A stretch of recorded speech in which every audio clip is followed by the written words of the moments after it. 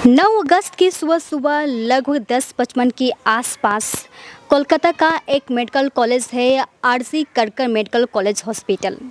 उस हॉस्पिटल में एक व्यक्ति के पास फ़ोन पहुंचता है। वो व्यक्ति फ़ोन करता है और पूछता है कि क्या आप ट्रेनी लेडी डॉक्टर के पिताजी बोल रहे हैं। उस व्यक्ति का उधर से जवाब आता है कि हाँ, मैं ट्रेनी लेडी डॉक्टर के पिताजी बोल रहा हूँ, कहिए क्या बात है।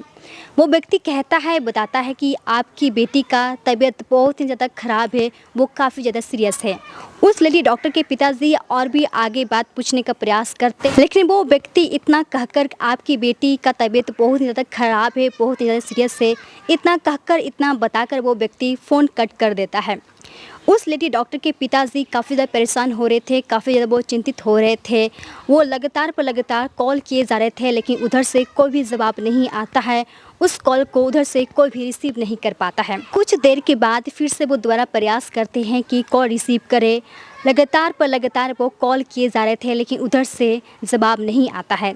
लेकिन कुछ मिनट बीतते हैं, 30-35 मिनट टाइम बीत जाता है। उसके बाद उधर से कॉल रिसीव कर लिया जाता है। उस लेडी डॉक्टर के पिताजी पूछने लगते हैं कि कल बेटी से मेरी बातचीत हुई थी, वो बिल्कुल स्वस्थ थी, बिल्कुल अच्छी थी, आज इसका इतना तबीयत खराब कैसे हो सकता है। वो व्यक्ति कुछ कह नहीं पाता है, कुछ बता नहीं पाता है। वो सीधे इतना बताता है कि आपकी बेटी सुसाइड कर ली है, आपकी बेटी आत्महत्या कर ली है।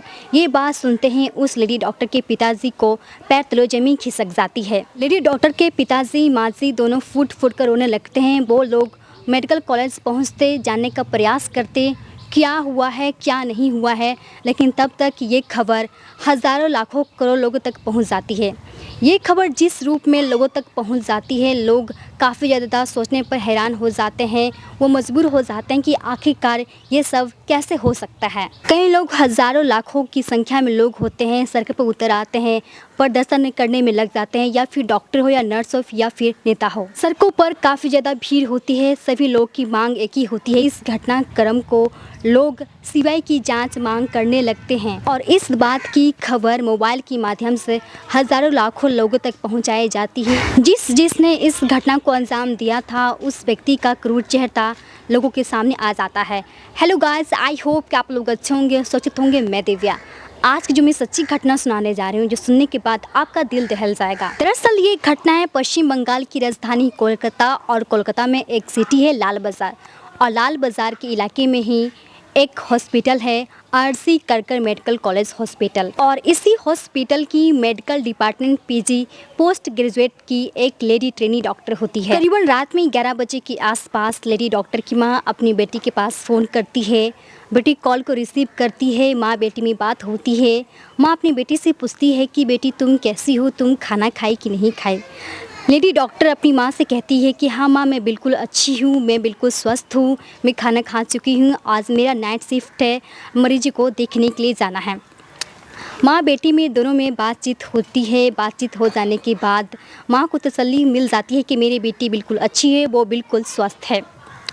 बेटी मुस्कुराते हुए फ़ोन को कट करती है। उसके बाद अपने कामों में लग जाती है और रात में मरीज़ को देखने के लिए चले जाती है। वो मरीज़ को देख लेने के बाद, वो अपना काम ख़त्म करने के बाद वो थका हुआ महसूस करती है और चौथी मंजिल जहाँ सेमिनार होता है वहाँ जाकर सो जाती है।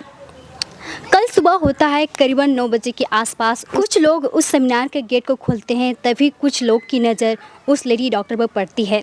नज़र तो पड़ती उस लेडी डॉक्टर पर, लेकिन देखने के हालात में नहीं होता है।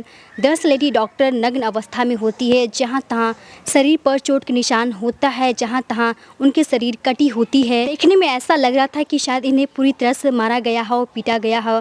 आँखों से, प्राइवेट पार्ट से ब्लड बह रहा था, गर्दन की हड्डी टूटी होती है, दोनों पैर मुड़े होते हैं। लेकिन ये सब बात सुनकर उस लेडी डॉक्टर के परिवार वालों को बिल्कुल यकीन नहीं होता है। वो कहते हैं कि मेरी बेटी से कल रात 11 बजे के आसपास बातचीत हुई थी, मेरी बेटी बिल्कुल स्वस्थ थी, बिल्कुल अच्छी थी। आखिरकार मेरी बेटी के साथ ये सब आज कैसे हो गया, मेरी बेटी कैसे मर सकती है। ये बात उस हॉस्पिटल के डॉक्टर और नर्स और सभी लोग के पास पहुंच जाते हैं। ये खबर पूरी तरह से लोगों के बीच पहुंच जाती है। लोग इस खबर को जानते हैं तो काफ़ी ज़्यादा आग बबूले हो जाते हैं, सड़क पर उतरकर काफ़ी ज़्यादा प्रदर्शन करने में लग जाते हैं। हज़ारों लाखों की संख्या में लोग होते हैं, प्रदर्शन करने पर उतर जाते हैं। और इस बात की खबर जैसे ही बीजेपी के नेता को पता चलती है, वो लोग भी सड़क पर उतरकर प्रदर्शन करने में लग जाते हैं। वो कहने लगते हैं कि इस मामला को पूरी तरह से दबाया गया हो। पुलिस की जितनी भी भूमिका है, इस मामले को पूरी तरह से दबाने का प्रयास किया गया है। वहाँ के जो ममता बनर्जी होती है, उनका जो सरकार चल रही होती है, उन पर कहीं न कहीं उंगलियां उठाई जाती है। सड़कों पर उतरे हुए जो लोग प्रदर्शन कर रहे होते हैं, हज़ारों लाखों की संख्या में लोग होते हैं, उनकी मांग होती है कि सीबीआई की जांच होनी चाहिए, अच्छे तरीके से जांच पड़ताल होनी चाहिए। उस लेडी डॉक्टर के घर वाले माताजी पिताजी अपने बेटी को देखने के लिए हॉस्पिटल पहुंचते हैं। कई घंटों तक उन्हें इंतज़ार करना पड़ता है। उसके बाद काफ़ी घंटा इंतज़ार कर लेने के बाद उन्हें अपनी बेटी को देखना पड़ता है। उनकी बेटी वो लेडी डॉक्टर नग्न अवस्था में होती है, जिसे देखकर उसके पिताजी, उसकी माँ काफ़ी ज़्यादा बिलख बिलख कर रोने लगते हैं। हर किसी के मुंह पर एक ही बात होता है कि आखिरकार ये सब कैसे हो सकता है।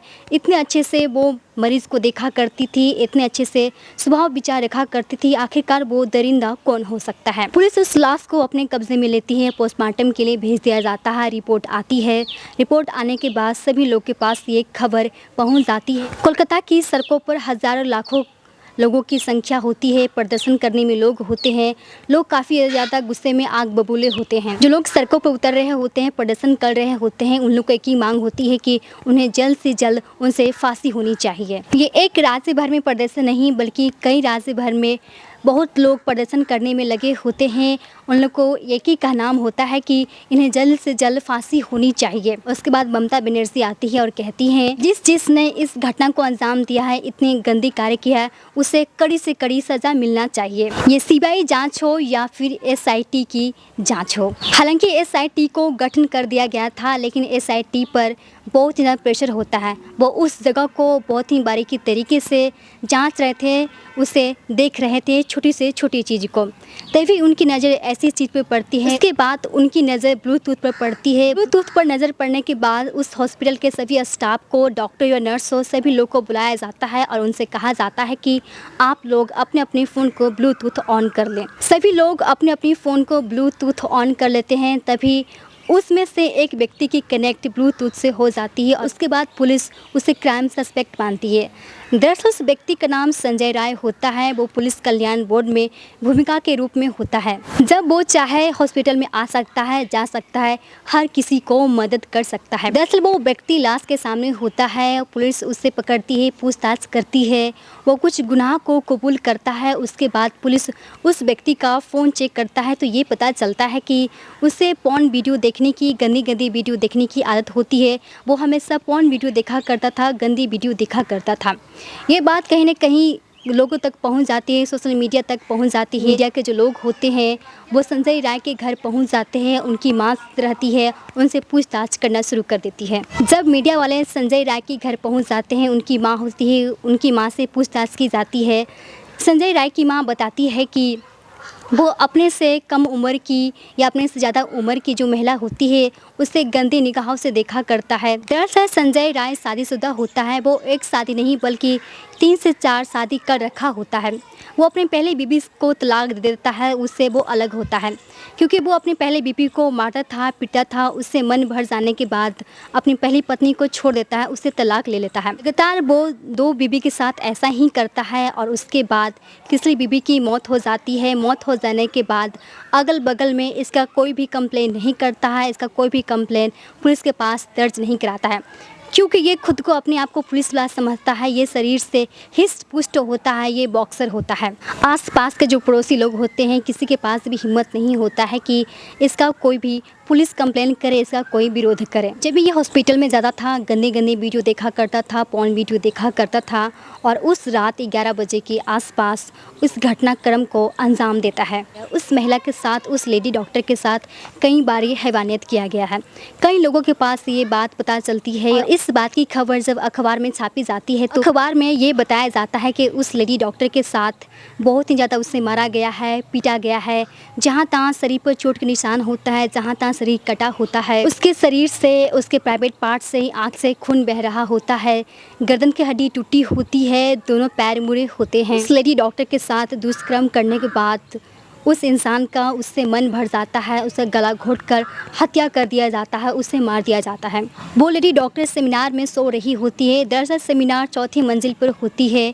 वो लेडी डॉक्टर काफ़ी ज़्यादा चीखने का प्रयास की होगी, चिल्लाने का प्रयास की होगी, लेकिन उसका आवाज़ अंदर से बाहर नहीं गया होगा। दरअसल आज जो सेमिनार बनते हैं वो साउंड प्रूफ होते हैं और साउंड प्रूफ होने की वजह से उसका आवाज़ अंदर से बाहर नहीं गया होगा, जिससे कोई भी व्यक्ति उस लेडी डॉक्टर की आवाज़, चीखने की आवाज़, चिल्लाने की आवाज़ कोई भी सुना नहीं होगा। हालांकि पुलिस इसके खिलाफ भारतीय न्याय संहिता की धारा 164 लगाकर, जो कि दुष्कर्म की धारा होती है, और भारतीय न्याय संहिता की धारा 103 लगाकर, जो कि हत्या की धारा होती है, इन घटनाओं को मुकदमा केस दर्ज कर लिया जाता है। इनके साथ कितने साथी थे, नहीं थे, हर से छोटी चीज़ को जांच पड़ताल की जा रही थी। जब मेडिकल रिपोर्ट आएगी तो ये पता चलेगी कि आखिरकार कितने लोग शामिल हैं, नहीं शामिल है।